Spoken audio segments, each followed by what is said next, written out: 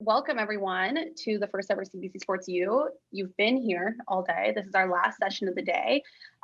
We have a chat. So if you want to pop in and tell us where you're from, I think we've got coast to coast representation here. I think we've got some people from the States as well. So you can pop in the chat, let us know where you're from. We would love to see it. And then we'll just get started in 1 minute. I know a lot of you are coming from the music and sports session, so we're going to wait until we give you guys the time before we get started. Where's everyone on the panel located first? Let's do that because, I mean, I'm here in Toronto at our CBC Broadcast Center. Will, where are you right now? I'm in an undisclosed location in Toronto as well that I have been here for like a whole year. It's really sad, but. Your house plant looks nice up behind you. Kishan, where are you at? Live from Brampton, baby. We're here. Live from Brampton. And Hailey, how about you? I'm in Calgary, Alberta. So we got coast to coast representation kind of almost here as well.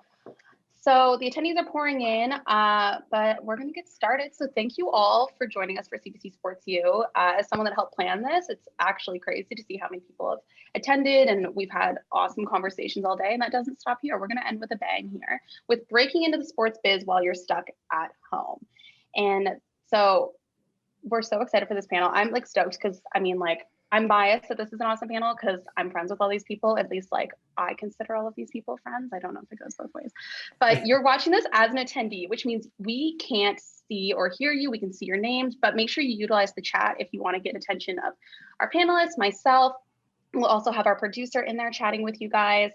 If you see Steve, and then he'll also be picking people to answer questions later. If you want to answer a question later, once we get to our Q&A portion, we're going to ask you to raise your hand, but I will give you the cue to do that. No point in sitting with your hand raised for a while because I mean, that gets sore. But this is all about getting your questions answered. So after a brief conversation, just getting to know our panelists, then we'll move on to the Q&A portion. But without further ado, let's get started. Housekeeping is done, time for the fun stuff. As I mentioned, Unreal panel. And I wanted to find a way to intro everyone that was like relevant because like I feel like when you go intro yourself, one, people are really like humble, and two, it can get like really long. So we're going to talk about social media a lot here. So I just went to your Twitter bios and I'm going to introduce you via your Twitter bios because this is how you represent yourself to the world.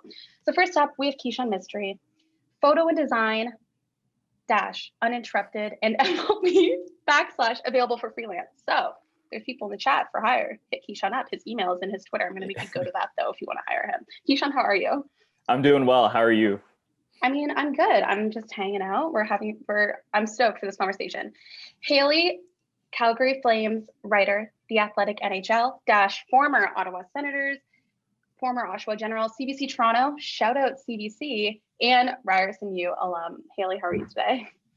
I'm doing well. Yeah, I'm excited. It's fun to be here. I like you just mentioned, I worked at CBC that was my first gig in the industry. So it's cool that CBC is putting this on for people looking to break in. So I'm always happy to share whatever insight I can, even though it is like Sarah and I went to school together. So the fact that like it's just weird that people still ask for advice. I don't know. I still feel like so close out of university. I was going to say the same thing. Like the really interesting part about this panel is like when you talk about the media industry being small and everyone working together, like I've worked with every single one of you in some capacity, whether we're doing a Rams live broadcast versus like covering like professional teams, right? So finishing off, we have William Liu representing Friends with his sweater, and his bio is basic.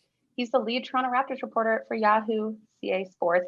Also, I will say, probably is the biggest hive out of anyone here. I saw it when I was basically Will's publicist walking the parade route of the Toronto Raptors championship parade. And I stopped and took, like, I was his photographer. I took like 8 photos at least with people going, oh my God, Will lose. So Will, how are you? There's a little tire pump for you to get you started.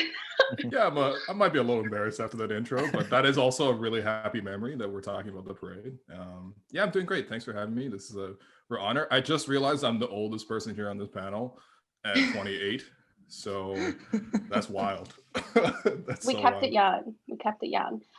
So Hailey kind of touched on it a bit, and I'm going to go to you first. We want to start this off by talking about obviously breaking into the business. It's going to be a little bit different for our attendees if their students want because they are stuck at home. But I think we can all pull from our experiences of how we all got our first gigs in the industry. So I want each of you to talk about your first gig and how you got it. So Hailey, why don't we start with you? Yeah, for sure. So my first gig, like I mentioned, was at, well, I guess my first real gig was at CBC. My first kind of internship opportunity was at the London Free Press. So I actually got that. It was a paid job. So it wasn't actually an internship. It was a paid job at the London Free Press over the summer. So I got that between third and fourth year university. So that was my first kind of dipping the toe in the water into the business. And then after that, I interned at CBC from the kind of internship program that Ryerson University has. And then I got hired out of my internship.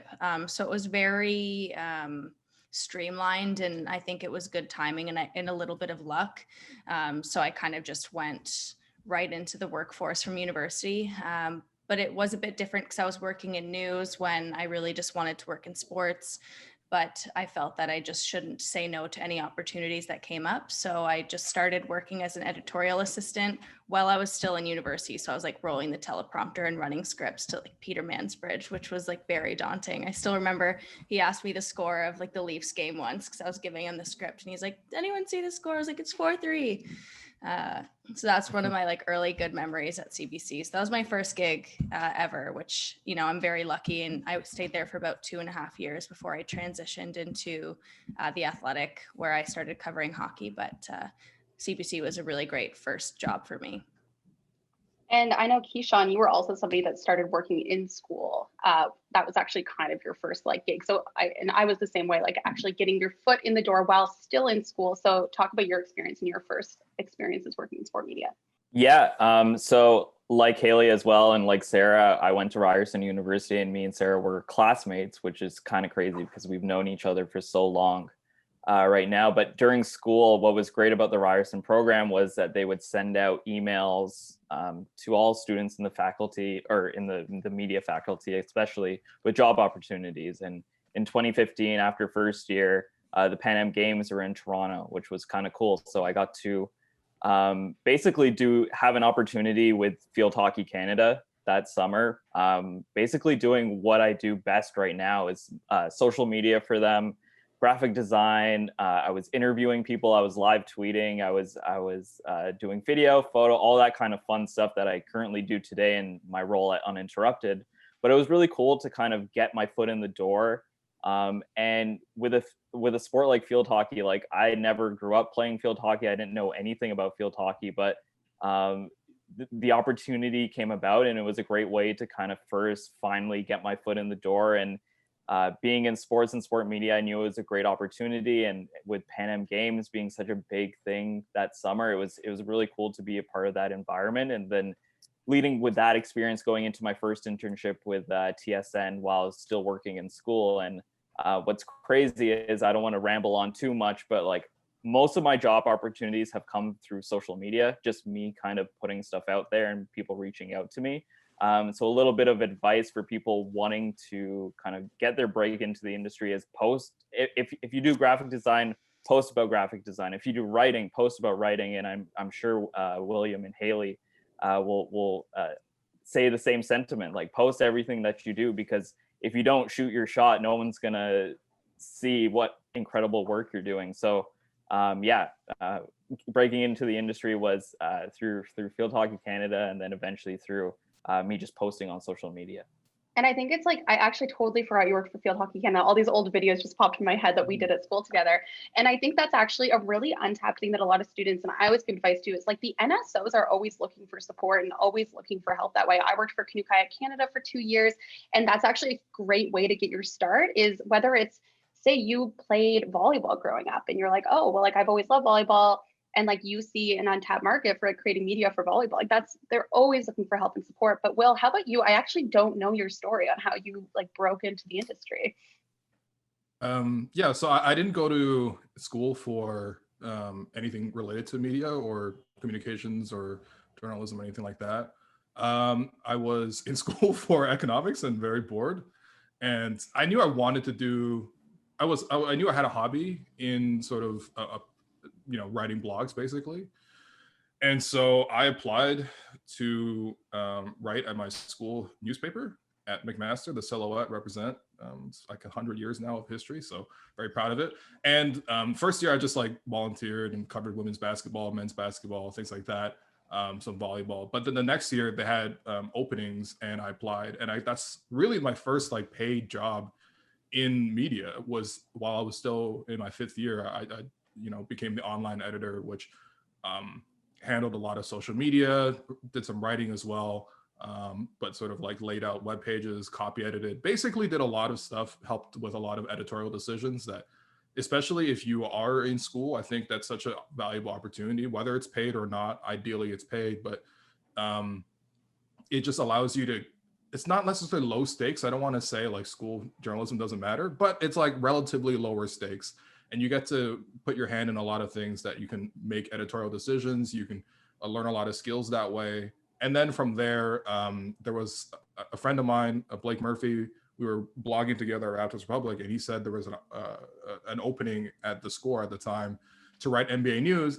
And I knew that I didn't want to do anything with my economics degree. So I was like, you know what, screw it. I'm going to go take this part-time job with The Score. I interviewed for it.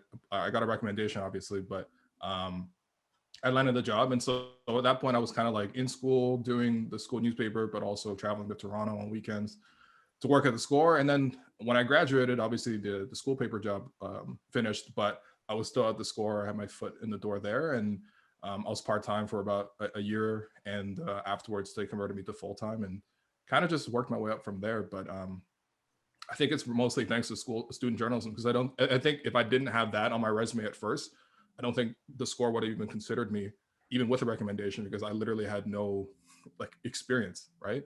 So I think that's what I'm most proud of, actually. Yeah, I agree when you say it's like, I mean, not low stakes if it's not to be taken seriously, but it is a really good like playground for you to be able to play in, to take your chances. I know like Hailey and I did that a lot with like Rams Live, where, I mean, didn't you literally get hit in the face with a volleyball or hit in the head? So like, that's the type of stuff that you can do at school, and like, it's still a professional setting, but you're still able to take those risks and maybe like find your voice and craft it a little bit. And I think that's huge, whether you're in economics, and every university across Canada has these opportunities as well. So I want to make sure we get to the chat, because the chat is popping off right now. So I'm actually going to ask you guys one more question that I had, and it's mostly about the highs and the lows, because I think it's very easy for people, because we're talking about social media a lot in the chat here, and I think it's really easy for people to see working in sports media as just this like, oh, it's so cool, you're like hanging out with Danny Green all the time, or you're doing this, that. Like, I think it's very romanticized almost, but there are highs and lows to it. And I mean, like, through my own personal experience, and I mean, like, Kishan was in the same boat as me, a big low was when we were affected by layoffs really early in our career, which we really didn't expect. So, and how that can change your world overnight. And that's a low of the industry. We've seen it over the past month even. So I really want to know, like, I was told by my producer not to use the rose and thorn theory because it's very cheesy, but like, I want to know a highlight of your career, like one of the highest moments, but I also want to know about something like that was pretty low that taught you a lesson, or that you learned something about yourself from it. So Will, let's actually start with you. We're gonna go around the other way this time. I mean, the high was obviously covering the NBA Finals and being at every single game. Oh, just when the that, Raptors won the championship. Yeah, no big deal. No, I mean, it was honestly perfect timing. There was an opportunity that opened up at Yahoo, and they wanted someone to cover the Raptors. Good time, great strategy by my boss at that time too, just because, you know, the Raptors were about to win a championship. So he wanted to assemble a team, and I was there. Kishan joined me for the majority of that, and we had some very late nights and some fun stories about, you know, walking like several kilometers to get Heineken in South Philly because our producer, anyway, whatever.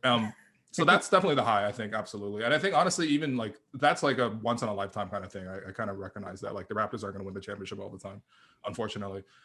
But even just like, I think my biggest high before that was just like getting credentialed to go to a Raptor game for the first time, because I've been covering the team informally, just on my own accord, not even getting paid for it, but just something I chose to do as a hobby.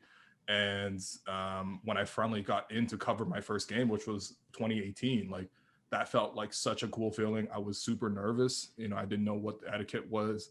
I'm not even sure where to go. It's like really confusing in the Scotiabank Arena. Like, there's some like back elevator through like the loading docks that takes you up to the media room. Not glamorous.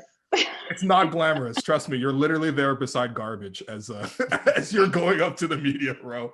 So that was probably a high. And then the low is, honestly, I mean, I haven't been affected directly by layoffs, which, you know, thankfully, I'm gonna knock on some wood here, but there's a lot of survivor guilt, to be honest. Like when you see that happen to people around you that you care about, that you really loved working with. And of course, it's not comparable to, you know, being directly affected, but it does make you really question your safety and your long-term trajectory in the industry, especially when you see really, really talented people let go. Sometimes when the decision is not necessarily even within any direct control, it almost seems random, you know, like the fact that, yeah, I mean, yeah, obviously I very much respect both Sarah and Kishan from having worked with both of you closely.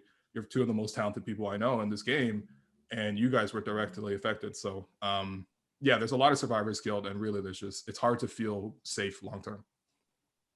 Kishan, what about you?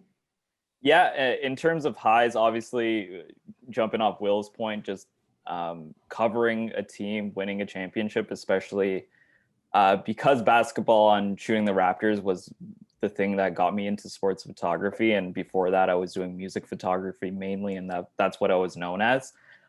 So that really meant a lot to me. And having my photos like everywhere, really, like during that run, just seeing famous people reposting my stuff and like just going around in public even after the championship and looking at people's like just I was on the bus or I was at a concert once and I saw someone's phone wallpaper and it was one of my photos and I was like, I don't even know this person. And that was the craziest thing to jump off that point. Also doing my own workshops. I think that was really important to me and kind of working with Canon and the creator class last, or I guess 2019 and even last year too, kind of teaching photography and handing off my skills into the next generation and inspiring people. I think that really meant a lot to me.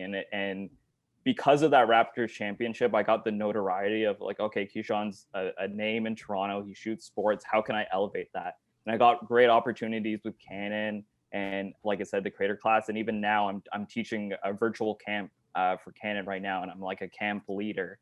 And before 2019, I would never imagine myself being in that position. I think that's a pretty big highlight in my career. Kind of people coming to me for advice, and me kind of teaching these 10 to 14-year-olds about photography, and that's really humbling to me. And I hope to do the same throughout the rest of my career, and hopefully get into more kind of teaching and doing my own brand of workshops and all that kind of stuff when things kind of open up. In terms of lowlights, obviously getting laid off at the end of a really, really great year for me was like kind of like bittersweet, because you have all these people telling you, oh, you're doing such an amazing job, doing this, that, and then getting that day happening, especially like when Kawhi returned to Toronto, was kind of like full circle. Like, yep. Okay, like that era is over. Like the Kishan era at Yahoo is over because Kawhi. That was a whole thing. But it was kind of bittersweet too, because there's a lot of people being really supportive of me in the community. People that I've never met in my life saying like, "You'll be fine," and in a way that's a lot of pressure on you, because you don't want your next thing to be less than what you've been doing before, right? So that was really conflicting for me, because I didn't want to just jump into the next job opportunity, especially if it wasn't kind of helping my career at all. And I spent a lot of time deciding what I wanted to do. And gratefully, I was hired by the MLB as a live content creator for the Toronto market. And unfortunately, the Jays didn't even play here or last season, and probably not this season as well, and kind of churned that opportunity. Not being a photographer for them, but also using my skill of graphic design. And now I'm a staple member of their social media design team right now. So kind of using situations as looking at it as like, okay, there's something good coming out of this. And that also goes to like what you said earlier, sorry to interrupt you, but like about like sharing your stuff, right? Like you and I are not in front of the camera people, we are behind the scenes. And like the reason like you can find opportunities later is because you still shared your stuff. That's how when like something as horrible as layoff happens, people still recognize you, even if you're not like a reporter, like a Hailey or a Will, right? Where your names are attached to like your articles. When I produce videos, like it's not attached to it. And I think Kishan, that's where like, that's like 100% when you tapped into earlier, where all of these students can learn from, like share your work, because like more people are watching. I covered hockey, and the reason I got interviews at places after I got laid off was because I synced Kawhi's laugh to his shot. That stupid tweet that Alex Wong told me to do is why I had more meetings than anything else. But it's sharing that type of stuff and saying, hey, I made this, pay attention to me. And that's at all levels. Whether you have 1 follower, 1,000 followers, I think you can do that. Hailey, what about you? What's a high and low for you? I know you just made a big change in your life too, and I think a lot of people want to hear about that as well. Yeah, I mean, first with the highs, I covered the Ottawa Senators, so I don't know what it's like to cover a championship. Although I'm sorry if there's any Sens fans on here, I'm sorry. I was there for like 2 years. I'm allowed to make that joke, I think. But no, I think the Sens were actually an amazing starting point for me in the National Hockey League. I would say that just like a high for me was just getting to the NHL. That first, it sounds so cliche, but the first game covering the Sens and just that whole first season, it was just, checking the boxes on everything that I wanted in my career. I can't speak highly enough about how welcoming people in the organization were. The players were, really respectful. I think, the GM, the coach, they were all very helpful and welcoming to me. And, some of the PR staff were great too, just, welcoming me, saying like, this is your first year, like ask us whatever, like there's no stupid questions, like we're here to support you. And I think that support was so great. And the Athletic was really great for that kind of stuff too. We just have such a stable of great writers and editors and just my bosses who were always there to bounce stuff off of. And so a highlight for me, like I said, it would just be, and it sounds so corny, like I said, but it would just be getting to the NHL, because that's what I wanted to do since I was a kid. It was never anything else. I consider myself lucky because I've just always known what I wanted to do. And it's always been hockey, either as a writer, a broadcaster, radio. That's just always been it for me. So last season, I guess it would have been a year and a half, almost 2 years ago now, just with the COVID situation delaying the season. So that whole year was just a really big highlight. But in saying that, the lowlifes are some of the day-to-day things that come with being in the NHL and growing your platform and becoming a bigger voice in hockey media. I'm sure you guys can all attest to what happens when you start getting more followers and more people know who you are. If 1% of your following doesn't like you and your following is in the 20,000s to 30,000s, that's still a lot of people who are throwing a lot of garbage your way on a day-to-day basis. So that was probably some of the lowest points for me in my career. I've just been dealing with some of that. I've had some days where I've been trending on Twitter for people writing hit pieces about me. Those are definitely the worst days, when you just have to shut your phone off and not talk to anybody and just ignore everything. Those have been really difficult. For me on the Sens beat, probably the worst couple of lows for me was feeling like you've got a really great scoop and you post a big story that you're really excited about because you've worked really hard and you've made connections, and you post a story and then everyone just tells you, well, you copied this from someone. There's no way that you would actually have these sources yourself because you're young or you're a female or whatever it may be. So those have been the most difficult lows for me. Is unfortunately they come with the highs. I know that's a little bit, sure. It's unfortunate, but that's it's part of it. Like, I think people see the followings and like they assume that means, oh, it's like 20,000 people that just love me and adore me. They don't realize that like a lot of the time there are such lows that come with that. And that's why I wanted to talk about that, because I think that that's one area that isn't touched on enough when we're talking about it. I mean, like, we have like the best jobs. It's so cool, but there's going to be like something that comes with it every time. But now we're finally going to get to your questions, because this is why we're here. So just a reminder to everyone, if you want to ask a question like to us and speak to us, you won't be on video, so you can stay in your pajamas, whatever. You can raise your hand and our producer Steve will ask you to unmute, and that's when you'll know that you are up. In the meantime though, we do have a question from Alan Bradbury, and his question is, I live in a small market on the East Coast, shout out East Coast. It feels like there aren't many opportunities to build a portfolio. Any advice?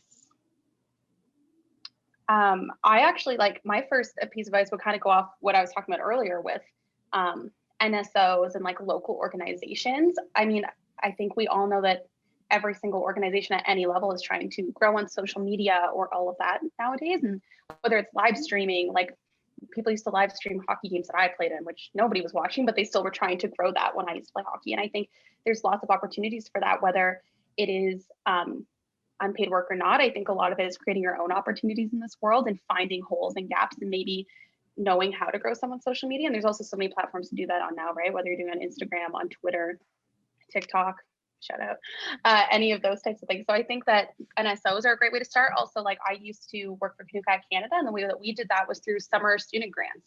What people don't realize is that they can ask the government for money and say, hey, I want to hire this summer student for $15 an hour at 20 hours a week to make content for us. And the government pays for it for them, so that they were able to afford you. So that's how I worked for 2 full years, and I broadcasted a week of live streams for CNUCAC Canada. So my biggest piece of advice would be like, look at those NSOs, look at your local organizations and see where those gaps are, where you can help them. Yeah, I mean, if I can jump in, and I know right now it's a little bit difficult for these kind of opportunities, but for me, I obviously went to Ryerson University, but I grew up in Fergus, Ontario, which is a really, really small town in southwestern Ontario.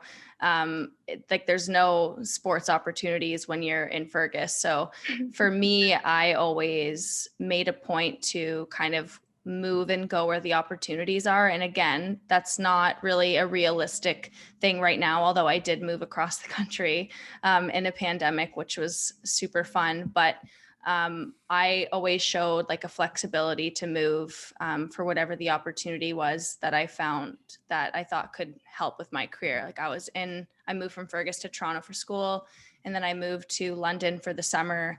Like I just picked up and moved to London, Ontario for that first job. Then I went back to Toronto. At CBC, they're really great at finding you other markets to grow. So again, that's not, a universal thing that everyone has the opportunity to do. But while I was at CBC working in the Toronto newsroom, as I wanted to start doing more television and more radio, they sent me out to Kitchener-Waterloo for a couple of weeks to train there. They sent me to Saskatchewan for a couple of months to do television there. So, you can find ways to find opportunities in different areas. But again, I know that's not something that works for everybody. I think for me, that worked really well. Just kind of picking up and moving and showing that I have the flexibility and the mobility to kind of go where the best opportunities for my career were. Being able to pivot. It's the buzzword of the industry. Will and Kishan know that. Our next question is going to be a live question from Jordan Jacqueline. I feel like I'm a host on a radio show. Like, Jordan Jacqueline, like, what's your question? Yes, hi guys. I'm a big fan of all of you. And I just wanted to say, how did you figure out growing your brand on Twitter? And how did you make sure to continue building off that to find consistent growth over the long term? Great question. Should we go in order of Twitter followers for this one? Who's first? Will? Okay. For me, actually, it was a concerted effort to grow a Twitter audience.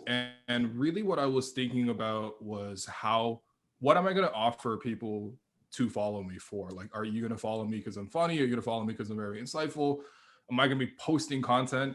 And basically I was like, I'm not that funny. I'm not that insightful. I might as well just post some content. So what I did was after every single game, I used to like watch obviously all the Raptors games, and I would just like write notes for it. And I had to forget who had the idea, but someone was just like, why don't you publish these notes? And I had them in a list format anyway. So I was just like, I'm going to cut them off at 10, kind of fit nicely into like one screen grab. And I decided to post that. And of course, part of that was also because this is one of the things that happens where you get into the industry. And when I first got to the Score, it was sort of like you can write here, but you can also write elsewhere. But then like about half a year in, they canceled the policy and they said you could only write sports content for the Score or for yourself. So you can't go other publications or blogs or anything like that. So I decided I wanted to write, but write for myself as well. So I basically decided to write these little, 10 notes on the game. I would screen cap it, put it on Twitter. I would pin it, and then people can just engage with that, and that helped draw a following. And now I basically just do that full time because it kind of really grew as a following. So it was kind of a strategy on both fronts to A, grow my Twitter, and B, grow my, or just have an opportunity to write even outside of a writing policy. It's kind of a technical workaround, quite honestly, but that I think you really have to think about what are you offering people on Twitter. If you're just going to offer takes, you better be really funny, or do some video work. If you can access video and break that down a little bit. I don't know, you post screen grabs, there's tons of things. Like I always watch Open Gym, and I'll just like see small moments, and I'll just think of myself as the Kishan of screen grabs and just screen grab like funny reactions and things like that. I mean, again, you have to bring something to the table. Think of it like a potluck. And I really wanted to take that approach. Kishan, how about you? Yeah, half of my followers are probably because Will retweeted my photos during the playoffs. So Honestly, shout out to Will. same. I think half my followers are because Will used to retweet me. Okay, But- so everyone here in the panel, just DM me and I'll retweet you. Apparently that's gonna Honestly, work. That's the cheat code. But yeah, kind of continuing off what Will said, just having a reason for what you want to portray. So if you are a writer, you want to put out stuff that relates to your writing. Obviously, Will being a Raptors fan, and Will, most of his content is Raptors related. Raptors fans can go on his page and be like, okay, I'm a Raptors fan and I want to know all this insight, so I'm going to follow him. Same thing with me. Like majority of my followers are Raptors fans right now, and also photographers too. So I want to stay on that kind of main kind of theme. I want to stick to that niche. And sometimes when you go too broad, whether it is doing a whole bunch of stuff, whether it is writing, photography, video, all that kind of stuff, people may get a little bit confused onto what your brand is. And I know at the end of the day, we are human beings, but at the same time, we are a brand and we represent a certain figure on social media. So I like to portray that I'm a creative, I'm a photographer, I do a little bit of graphic design as well, and just stick to that. I post my work, and that's how I get the majority of my following, just through retweets and favorites, and also being reposted by other bigger accounts. So for me, it's just putting out work on a consistent basis. Obviously, not trending too much into like, okay, I'm just going to post all my work and people don't get all that value. I know a lot of people just post links to like their blogs or articles, or just like me. Like you got to have a good balance of, okay, I'm going to retweet my friends or retweet people in the industry that I admire, kind of build a relationship that way, and also be a part of a community too. I think that's important, and being in that sort of circle, whether it is a closed off, obviously we don't want to be gatekeeping in any way, but if you stick to a certain community, people will recognize that and also follow similar people in your circle as well.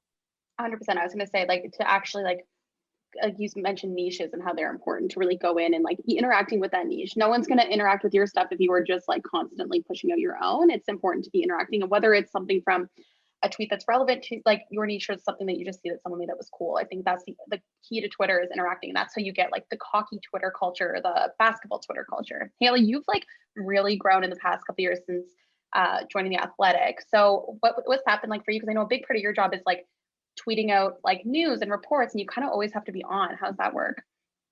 Yeah, so it's definitely grown a lot since I started at the Athletic. I think when I was like a TV reporter at CBC Saskatchewan, I probably had like 900 followers on Twitter, and now I have like just over 22,000.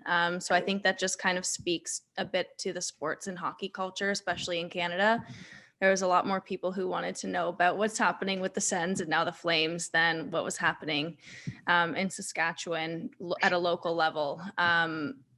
But I would say that the biggest thing for me has just been kind of being in with my brand. I've obviously made it, it's really important that you're keeping up with the content and covering the team that you cover. But for me, I kind of always had this brand for myself that was, I take myself seriously, but not too seriously. Like I cover hockey for a living, and that's a ton of fun.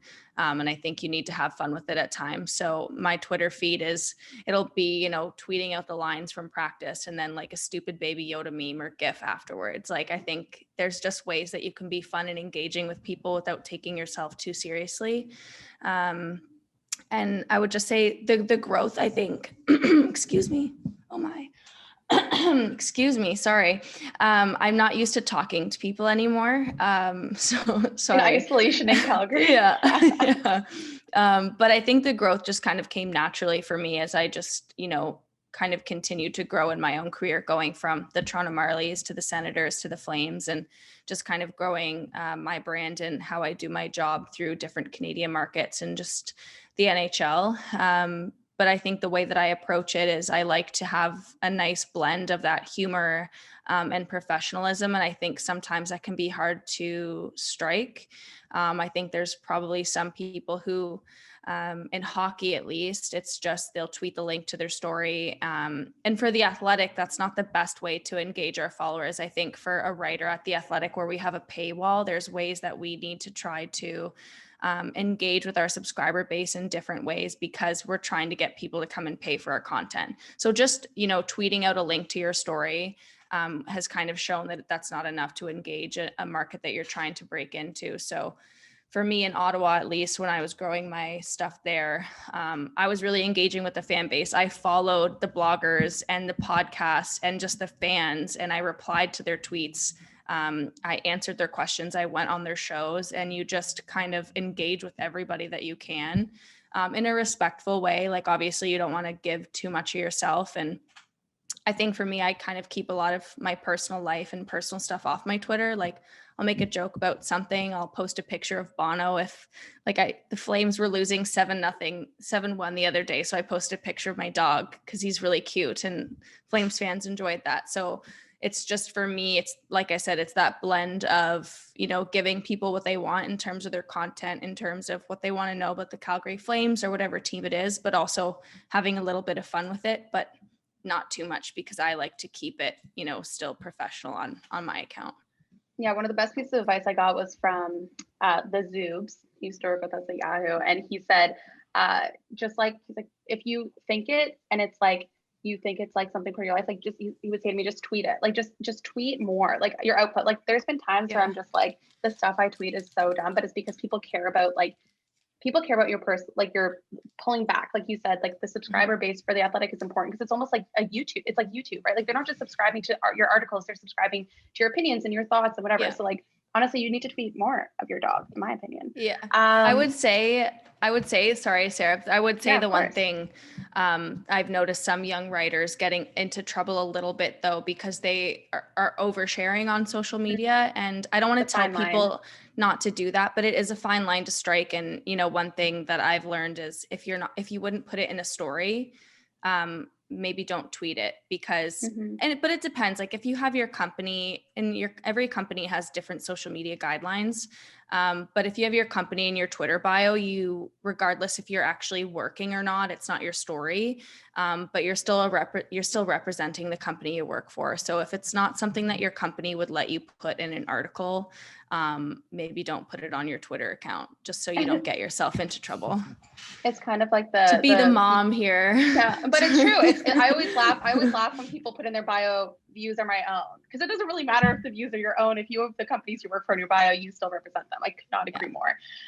So we actually had a question from Alyssa, and her question was, any advice, recommendations to former athletes with some work experience already, but looking to break into the sports industry when they didn't take a program like sports media or sports management? Will, I think this is good for you, because we've got 3 people that took like journalism and sports in school. So any advice for people that didn't take that in school and how they can break in?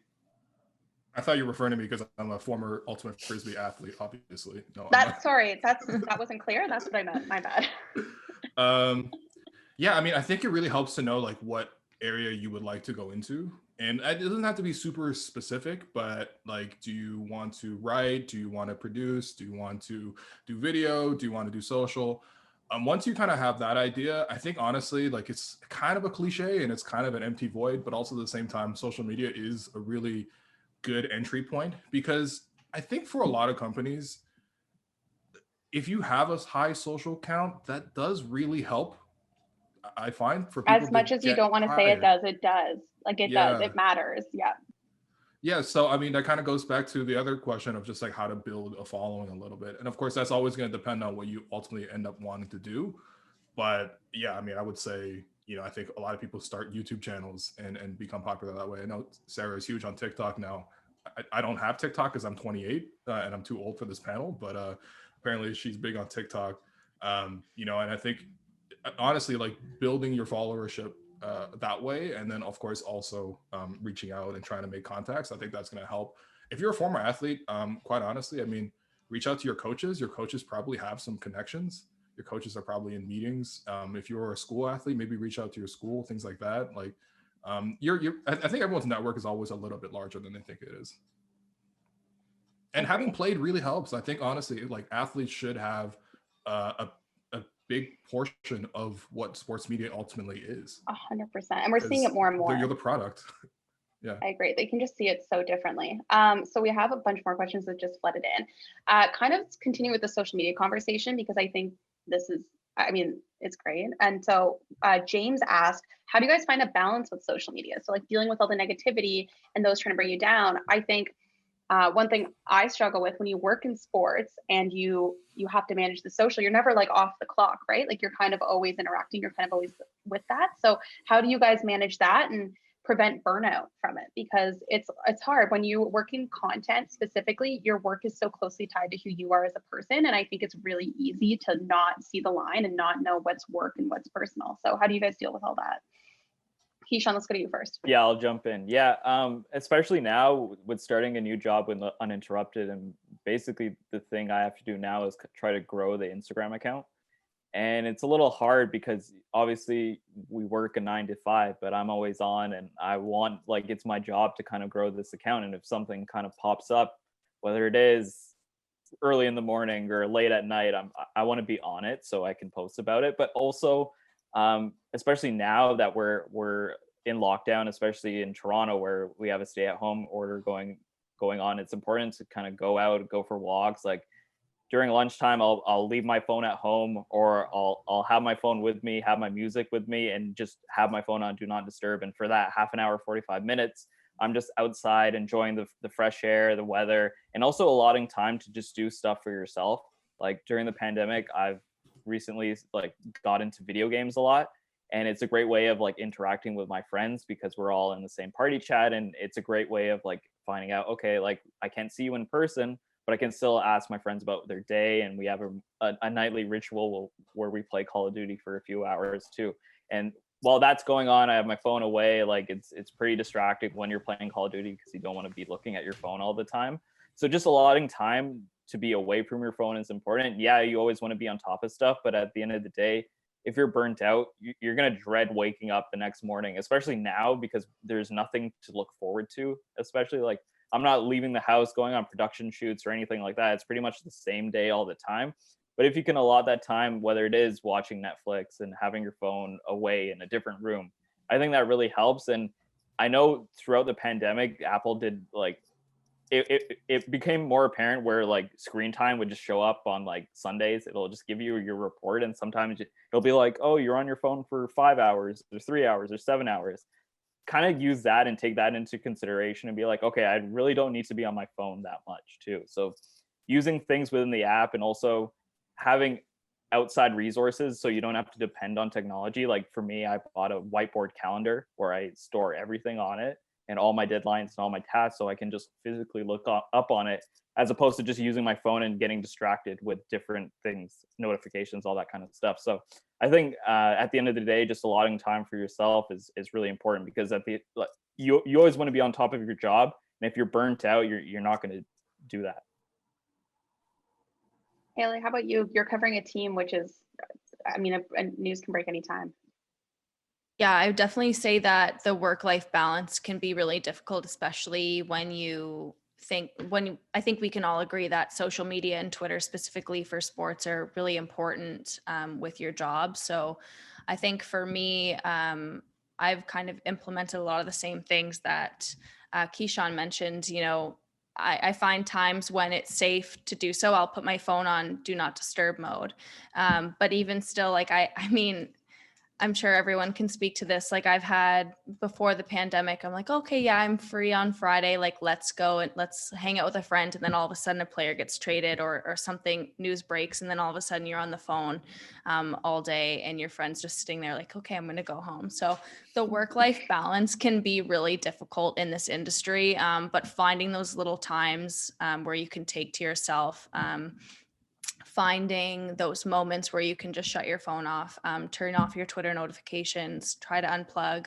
Like the pandemic, I started playing like PlayStation more. Like I wasn't a huge video game person, but like even this last week, I started playing that like Spider-Man game on PlayStation and just going to play that. And I'm like, this is so nice. Like you're not really unplugging, but you just kind of ignore everything and that's been one way. Everyone kind of has their comfort shows, like watch Brooklyn Nine-Nine or something. But when things are getting tough, speaking to some of the lows that I've had on social media, one thing that I learned really early on is, if somebody's going at you on social, it can be really easy to want to reply to everyone and defend yourself or defend your take, defend something. But I got some really great advice from my boss at the time. And he just said, nobody ever wins an argument on Twitter. It doesn't matter if you're right. So there's no point in replying. There's no point in arguing, because even if you are factually correct, you're not going to win that fight because you're spending your time arguing with somebody on Twitter. So I find that when people are going at me, or some of those days where people have been kind of harassing me, for lack of a better word, I just shut it down. It's no one's going to fault you. No one's going to say you're not doing your job for unplugging for a bit, especially if it's because people are going at you. It's part of your job, but at the same time, if you're working for like a good company and you're with good people, no one's going to get mad at you for unplugging for your own mental health and your own well-being. Yeah, no, I agree. And I mean, like, it's so important. So Casey, we have a question from Casey asking, is it ever too late in practice age-wise to get into the sport media field? Will? I'm kidding. As the elder statesman here, I don't think so. I actually think if you're older, I think maybe odds are that you've already tried one career, or you might have one career that's already working for you and making ends meet or balancing your life, and you want to try something new. That almost sometimes I find is an advantage, because I think when you're coming up and you're young, you obviously are looking for a job, and of course that's totally reasonable, but there is less to kind of fall back on. Whereas if you have a job already and you want to go into blogging, or you want to go into making YouTube videos or making TikToks or starting a podcast, you have something to stand on. You have something to share. And I think on top of that, I think honestly, like the media industry, I think skews like really old and like really young. I feel like, I don't know, maybe this is just like how I feel, but I think being older, I think you have more perspective. Maybe you're not as reactive to everything. Maybe you're not trying as aggressively to make jokes, which I think young people are probably trying more of that. And that could be a valuable tool too. So, but I honestly think that if you had that might honestly be the best way to be in sports media, if you had a separate job that, doesn't wait a few years. Doesn't routinely lay people off, and then you can kind of engage with it the amount that you need to. Yeah, because I find that works for a lot of people. But I always use him as an example. I'm like, he did it best. He's in his second life right now, and now he's like cool as a cucumber. We actually have a audio question. Who am I? You don't like, I produce media. Okay, so David, we're gonna go to you. If we're gonna ask you to unmute to ask your question. Hi panel, thanks for taking my question. Can you hear me? Yep, we can. So I'm no longer in school. I graduated from journalism school about a little more than 2 years ago. So in that time, I've had a very difficult time trying to break into the industry. I've published nearly 1,000 articles, shared them on social media, but 99% of the time I get no engagement whatsoever on them. So just looking for tips on how to increase that engagement and how to get noticed in the industry. Because even though after publishing all these stories, I feel like my career is no further along than when I first started 2 years ago. I mean, I can maybe speak a bit to that, because I did start off in the industry covering a bit more smaller market, small beat stuff. I would say, David, and I'm sorry, I'm not sure if it's like hockey or baseball, basketball, whatever that may be. I think one of the best ways that you can stand out is to just do things differently. The one thing that I think some media people struggle with, and maybe Sarah can speak to this too, being a young writer trying to break onto the Leafs beat when you're up against Chris Johnston, Elliot Friedman, like some of the big guns in national hockey media, you can't just go and do what they're doing, because people are just going to go to them. So you have to find a way to produce content that's different, that's going to set you apart and show people why they should go to you over somebody else. So for me, when I first started, I covered the Toronto Marlies. So that was a little bit easier for me to stand out differently, because on a practice day, it would be me. Like I was the only person there covering the Toronto Marlies. So you kind of become the one of three people doing that. Women's hockey was a really, really big thing for my career because I was one of the only ones covering it, you know, on a day-to-day national level. So my name started getting out there more. So I would say if you're looking to get more exposure, sometimes it's not about writing as many pieces as you can, but it's about finding ways to do pieces that are different that nobody else has. Agreed. I like jumping off what Hailey said. I mean, like, I'm not a writer, I'm not a journalist, and I never would have gotten to cover the Toronto Maple Leafs, which I honestly, it's like so pushed in the back of my brain. I sometimes forget that happened. If it wasn't for my ability to shoot and edit, and what was started to happen was because I was the only one using not an old school camera, like a television camera. The second, I mean, Willie Milliner comes out in his Sugo hat, I can snap a photo of it, send it to my phone, and we've got it posted up like right then, there, and it can go viral. Like that's how I broke into the traditional Leafs media. There's just different ways that you can do it. And like Kelly said, it's not necessarily about how much you're writing. Sometimes there's using different platforms. I mean, we've talked about it a couple of times. Like, I mean, I use TikTok as a platform for stuff, and I talk about things in sport media that like gives a different perspective, and maybe it reaches new audiences and stuff. So there's so many platforms that sometimes it can also be overwhelming, but I think it's sometimes it's about finding out which platform best matches your voice, because it's so different. Kishan is like unreal with Instagram, and that's a platform that really favors him, whereas Will's big with Twitter. And I think it's really kind of a dance, and sometimes you have to throw a lot of pass to the wall before you see what sticks. Yeah. Sorry, Will. I wanted to say a couple sentences, but also if you want to get noticed, a big thing for me, especially as a photographer and graphic designer, I know it doesn't relate directly with writing, but I produce stuff that I want the players to acknowledge or the teams to acknowledge, and to create something, whether it is taking a really nice photo or posting something graphic design related. I want those players to engage with it. So if it is an article on a certain player or a certain story, I would want that player to want to reshare that story. And going through that way, people will start to notice, okay, this person is producing content that the players acknowledge. And a big thing at Uninterrupted is being an athlete empowerment brand and having stories and having things that players would like to share on their own platform. So a little bit of advice, so to kind of differentiate yourself from the standard game write-up or the box scores or all that kind of stuff. Do stuff that players or athletes would like to interact with as well.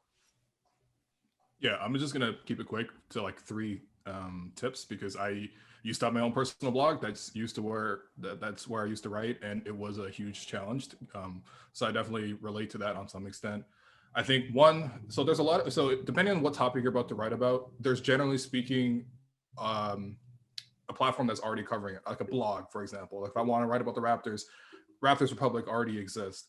And it's in some of these blogs, they'll do something like an aggregation kind of thing where they'll take sort of essentially scrape the internet for all the Raptors blogs content for that day and put it together. And that allows you to hop onto a bigger platform. That's kind of how I got first notice at Raptors Republic in the first place. Was I literally was reading that they have something called a morning coffee, where they take a small snippet from like 20 different articles and put it up every morning, almost like a morning newspaper. And I just messaged them. I was like, hey, this is what I'm doing. And they shared that. And that's one way to get there. I think too, sometimes, honestly, when you're writing now, like you don't necessarily always have to write a story. Sometimes, honestly, if you want people to know and you want people to find you and engage with you, just tweet it. Like literally, like if it's a whole story about like Norman Powell, for example, Norman Powell is doing great of late, right? And you have this whole story about breaking everything down. That's great. It honestly is great. But if you just have one cool stat, like literally Norman Powell shooting better from wide open threes than Steph Curry is right now, tweet that, at some people, like tag some reporters, tag the player itself, like that will be a platform for you to sort of get open. Because it's, look, realistically, when you're on social media, how many links do you actually open and actually go through? Not that many, but you're probably going to see a ton of tweets, and you're probably going to share some tweets. So, sometimes just tweet it instead of writing a whole story. And then the third thing is, as Kishan mentioned, just you got to be innovative and creative. Don't write a recap. Don't write a recap. No one really wants to read a recap. Even if you do write a recap, find a way to write that creatively. Or find a way to make that digestible. Again, just imagine you have like literally maybe 15 seconds of someone's interest. What can you do in that 15 seconds to get them to continue following you or sharing your work? I'm even learning stuff here, guys. I love it. So we're gonna do 2 more questions. So we're gonna do like quick answers for these last ones. Not that I don't love hearing you guys talk. We're just like, we could have a whole podcast. We could do this for another hour. So first we're gonna go to Brayden, who's gonna ask a question live, and then we'll do 1 more question after that. Hey, how you guys doing? Hi, good, thanks. Good. So my main question was, what are your suggestions for somebody who is going into sports media and sports journalism into their first year of university next year? And what were some of the bigger moments in your career? Sweet. I mean, I think I'll just start off with my biggest piece of advice for going in is take advantage of the opportunities you have within school. Will wrote for his newspaper, Hailey and I did Rams. Kishan did stuff with the school and like Ryerson Rams athletics. Like there's always so many opportunities that you're not really going to get anywhere else just to be able to test out your craft. So I would say definitely just get involved as you possibly can. What about you guys? Yeah, I would obviously agree with Sarah. I know at the Ryerson journalism program, a lot of the professors were working journalists or former working journalists. So definitely take advantage of that. Like my sports reporting professor ended up hiring me at The Athletic. I was in Saskatchewan and he called me and said, hey, we're looking to add maybe a general assignment reporter. So I'm, bullying James Myrtle to hire you. And that was how I got my big kind of break in hockey, was just because my boss, I guess my prof liked me in school and gave me a job. So don't take that lightly because, they can certainly help you make a ton of headway in your career. That was the same for me. Like Karen Svesta, I think she's in the chat, our EP here. She gave me my first job as a PA here because I did Olympic stuff in school. So don't think that doing stuff in school doesn't matter, because sometimes you're impressing your profs. Mm-hmm. Sweet. Kishan, do you have anything, or are we going to move on to our last question? Yeah, just for me, I know Toronto is not like every city, especially in Ontario. It's not the same if I were to go to school in London and Guelph and all that. But just taking advantage in the city you're in, I think that's important. Hailey and Sarah talked about in the classroom. I think it's also important to take advantage of outside of the classroom as well. And for me, it was just going to different opportunities, whether it was a concert downtown or different opportunities in the city, and just making the most of it, because you're there at university for 4 years. Some people commute into school. Some people move physically from city to city. I think while you're there, make the most of whether it is before class or after class. Just take advantage of that time, especially if you're not working and just focusing on school. I think having the excuse of being a student is great, but also having other areas of interest that also increase your likelihood of getting hired eventually down the line. So, agreed. We're going to go to our last question, and it's from Jordana, and it kind of puts a bow on all of this, which is really nice. And they're asking if you could go back and tell your university self something. I'm also going to put an asterisk and say like yourself at the beginning of like you're entering the sport media world. What would you tell yourself? Like, if you could go back and tell yourself something, what would it be? Will, I'm starting with you. And keep it quick. We got 2 minutes here. Yeah. What would I tell myself when I was in university? Probably just that, like, it wasn't that crazy that this is what you wanted to do. I think a general principle is once you know what you want to do, and you know what it takes to kind of get there, the rest of it is just really about execution and trying to make opportunities happen and take advantage of those opportunities. So don't get discouraged. And if that's really what you want to do, realistically, you're probably going to gravitate towards doing that anyway. And then for the start of my career, I would just say, like, don't be as much of a dickhead. Because honestly, if you do make it, then people will just know you as a dickhead. Players will know you as a dickhead. And I'm not saying I am one, but sometimes I could maybe go back and delete like all my tweets from 2017 and previously. So good note. I think that's probably the biggest takeaway people take. Kishan, how about you quickly? Yeah, kind of continuing what Will said, just don't burn any bridges in the beginning, because you never know, especially going to school at Ryerson in sport media.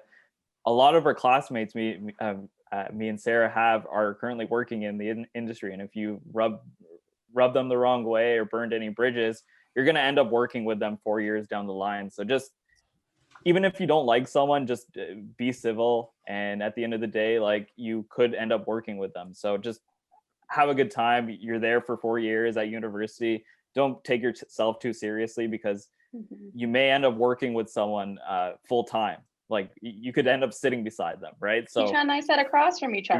exactly. Haley, how about you?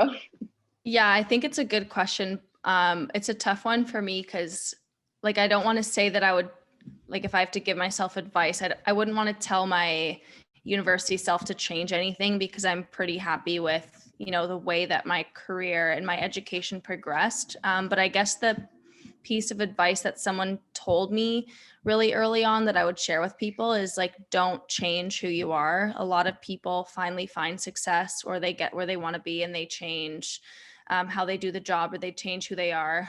But it's who you were that got you to that point.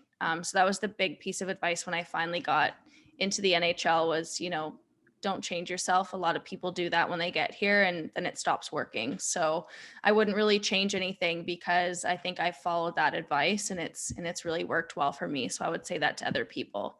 The Agreed, going off industry that- is hard.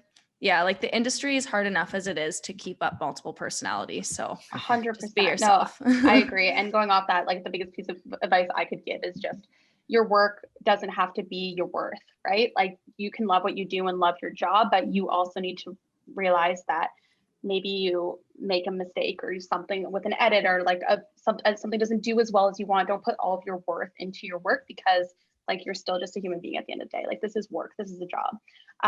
Thank you guys so much for being here. This was so fun. I can't believe an hour's already done. And thank you to everybody that joined for CBC Sports U today. This was super successful. I'm so happy. And make sure that you follow everyone on Twitter that's in this, because, I mean, like, they're great follows on Twitter. Like, there's nothing else to say. I don't know what's up with the Calgary Flames, other than because I follow Hailey. And honestly, I don't watch Raptors games every night, and Will and Kishan update me on that. So thank you guys so much for joining us for CBC Sports U. Thank you to everyone that helped plan this. And I hope you guys have a great rest of your Wednesday. Thanks for being here.